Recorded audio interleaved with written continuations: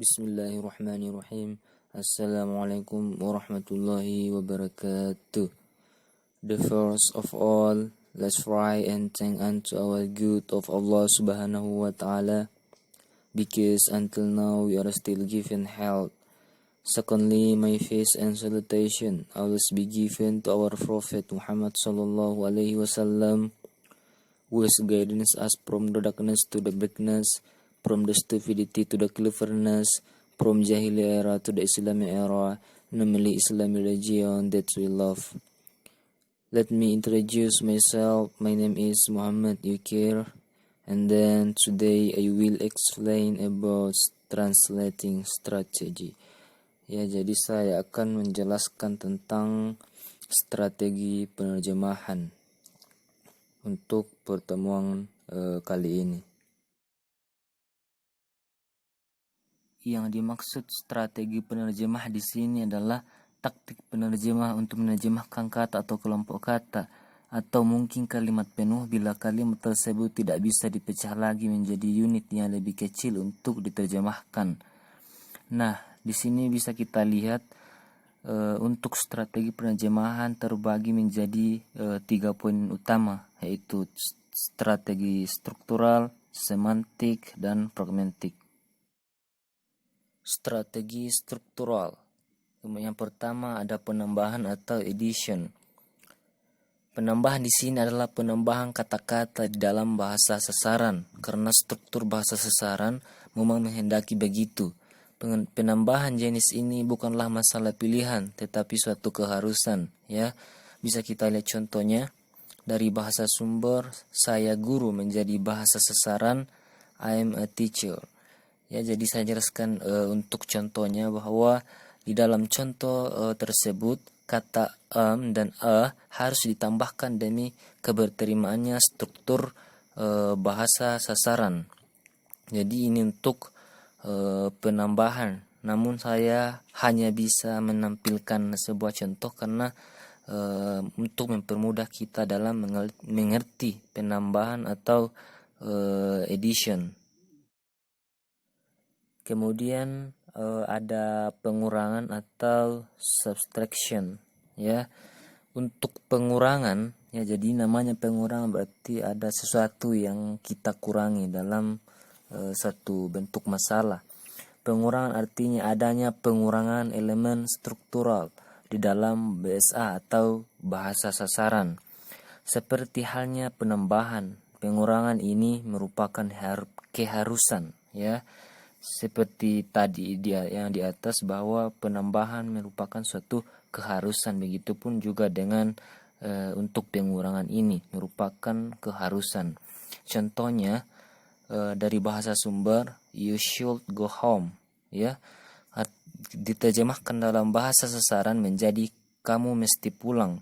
Kata go, ya, kata go dikurangkan dari bahasa sasaran. Selanjutnya strategi untuk transposition.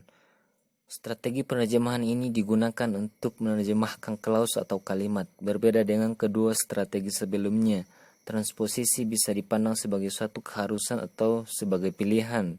Transposisi adalah suatu keharusan apabila tanpa strategi ini makna BSU tidak tersampaikan. Contohnya, ya, dari bahasa sumber, musical instrument can be divided into two basic groups.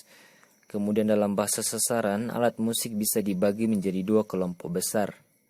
Di dalam contoh tersebut, letak kata sifat di dalam 2 frasa nominal musical instrument and two basic groups diubah letaknya. Di dalam bahasa Inggris, kata sifat yang berfungsi sebagai unsur menerangkan harus berada di depan yang diterangkan. Oke. Selanjutnya kita pindah pada modulasi. Ada contoh transposisi yang khas yang juga dikenal sebagai modulasi. Modulasi adalah strategi untuk menerjemahkan frasa, klausa atau kalimat. Oke. Jadi di sini strategi untuk menerjemahkan frasa, klausa atau suatu kalimat. Bisa kita lihat contohnya dari bahasa sumber I broke my leg. Dalam bahasa sasarannya, kakiku patah. Jadi, pada contoh tersebut, penerjemah memandang persoalannya dari objeknya, yaitu kaki, bukan dari segi pelaku, saya. Cara pandang ini merupakan suatu keharusan karena struktur bahasa Indonesia memang menghendaki yang seperti itu. Ya, jadi ini untuk transposisi dan modulasi. Selanjutnya, strategi semantik. Yang pertama, pungutan atau rowing. Pungutan adalah strategi penerjemahan yang membawa kata BSU ke dalam teks BSA. Ya, jadi pungutan bisa mencakup transliterasi dan naturalisasi. Transliterasi adalah strategi penerjemahan yang mempertahankan kata-kata BSU tersebut secara utuh, baik bunyi atau tulisannya. Sedangkan naturalisasi adalah kelanjutan dari transliterasi. Dengan naturalisasi, kata-kata BSU itu ucapannya dan penulisannya disesuaikan dengan aturan bahasa sasaran. Bisa kita lihat contohnya, kata BSU, transliterasi dan naturalisasi, ya. Bisa kita lihat sendiri dan baca sendiri. Selanjutnya, padanan budaya atau cultural equivalent. Dengan strategi ini, penerjemah menggunakan kata khas dalam bahasa sasaran untuk mengganti kata khas di dalam BSU. Hal utama yang perlu diperhatikan adalah kata yang khas budaya BSU diganti dengan kata yang juga khas di dalam bahasa sasaran. Oleh karena budaya dari suatu bahasa dengan budaya dari bahasa lain kemungkinan besar berbeda, maka kemungkinan besar strategi ini tidak bisa menjaga ketetapan maknanya. Bisa kita lihat contohnya. Pada contoh tersebut, jaksa agung diterjemahkan menjadi Attorney General di dalam bahasa Inggris, bukan Great Attorney, ya. Untuk bahasa sumber dan bahasa sasaran bisa kita lihat sendiri untuk semantik ini.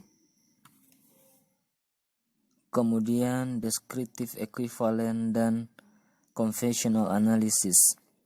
Seperti yang tercermin dalam namanya, padanan ini berusaha mendeskripsikan makna atau fungsi dari kata BSU.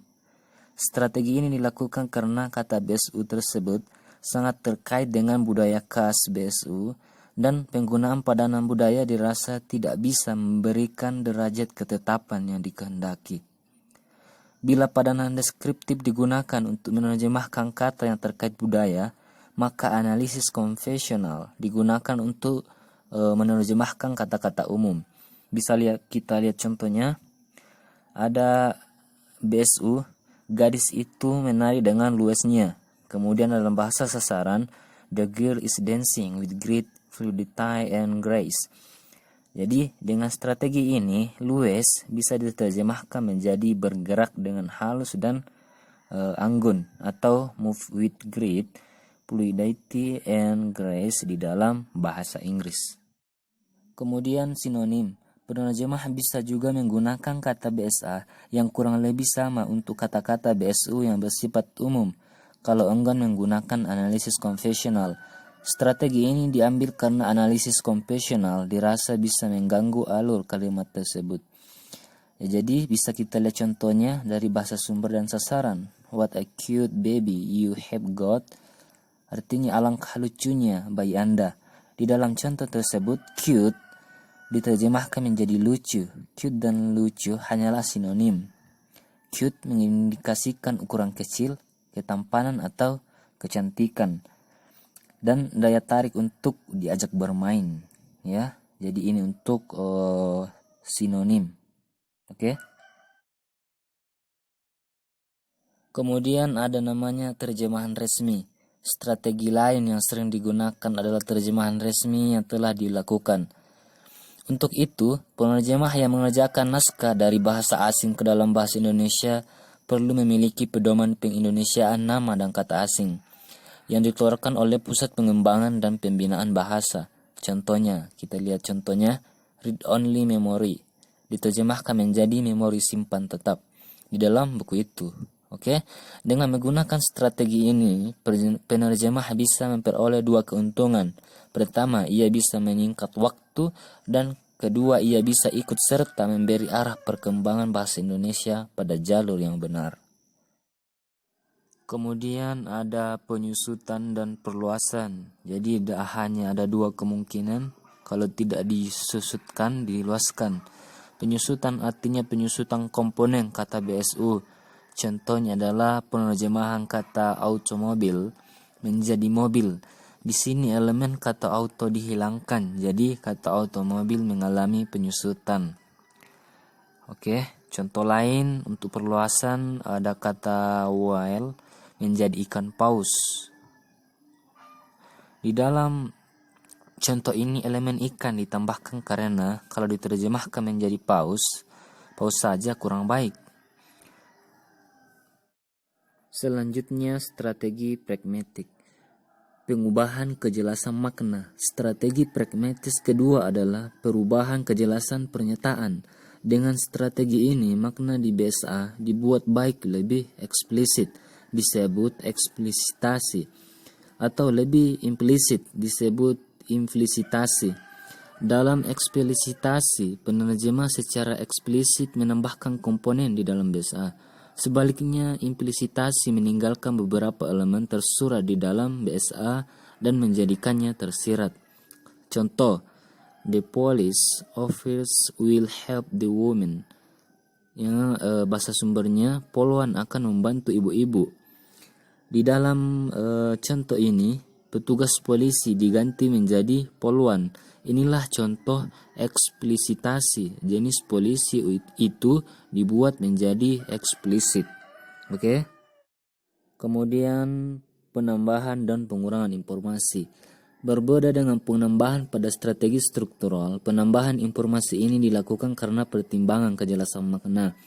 Contohnya, the sky, which is hard and scaly, is grayish in color, thus helping to camouflage it from predators when underwater.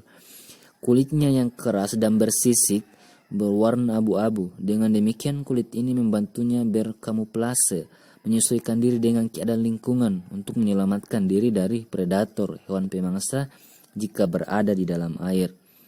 Di dalam contoh tersebut, camouflage dan predator dipungut ke dalam BSA.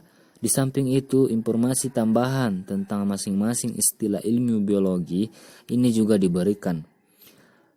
Tambahan itu adalah menyesuaikan diri dengan keadaan lingkungan dan hewan pemangsa.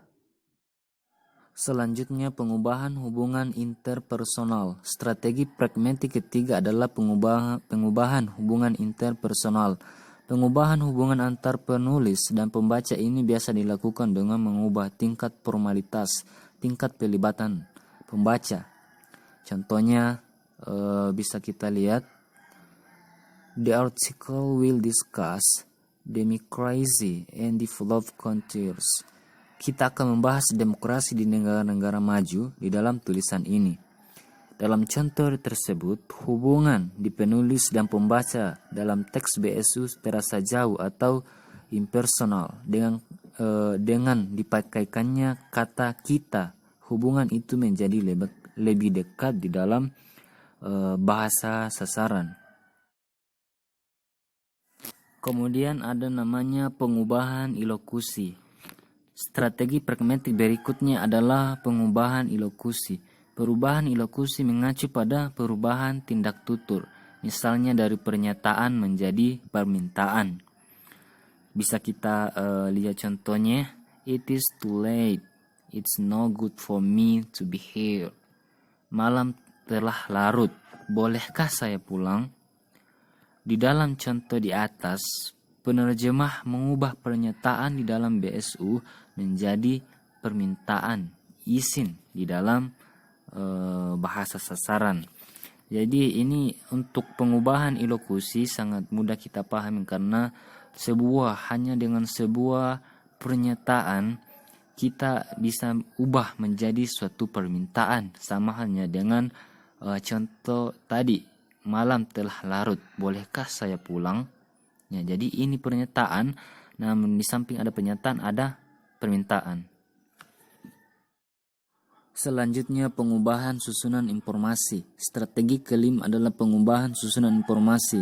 Strategi ini disebut pengubahan koherensi oleh Kernstein pada tahun 1997 dan oleh Newmark digolongkan menjadi transposisi. Jenis ini mencangkup pemecahan satu kalimat BSU menjadi dua kalimat BSA atau lebih dan juga sebaliknya.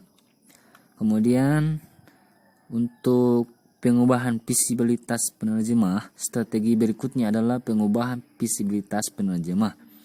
Penerjemah dapat membuat dirinya lebih terlihat atau tersembunyi dengan berbagai cara, misalnya dengan menambah catatan kaki, menambah penjelasan di dalam kurung, dan lain-lain. Kemudian, untuk trans-editing, strategi pragmatik tersebut adalah trans-editing. Ini dilakukan dengan cara penyunting terlebih dahulu teks BSU, kemudian baru menerjemahkannya. Hal ini dilakukan karena mutu teks BSU sangat buruk. Selanjutnya yang terakhir dalam strategi pragmatik adalah strategi yang terakhir adalah adaptasi atau penyaduran. Dengan strategi ini, pesan bisa diubah untuk disesuaikan dengan pembaca sasaran. Penerjemah novel yang aslinya ditujukan kepada orang dewasa di BSU menjadi novel untuk anak-anak di BSA adalah juga contoh strategi ini. Penerjemah jenis ini tentu melibatkan pengubahan pilihan kata, kerumitan ekspresi, dan lain-lain. Jadi ini adalah gambaran dari keseluruhan strategi pragmatik. Jadi sekian pemaparan materi tentang strategi penerjemahan, mulai dari strategi struktural, strategi semantik, dan strategi pragmatik. Jadi saya rasa itu hanya pemaparan atau penjelasan singkat untuk mempermudah kita mempelajari strategi penerjemahan. Sekian, kurang lebihnya mohon dimaafkan. Apabila ada kesalahan, saya minta maaf yang sebesar-besarnya. Wassalamualaikum warahmatullahi wabarakatuh.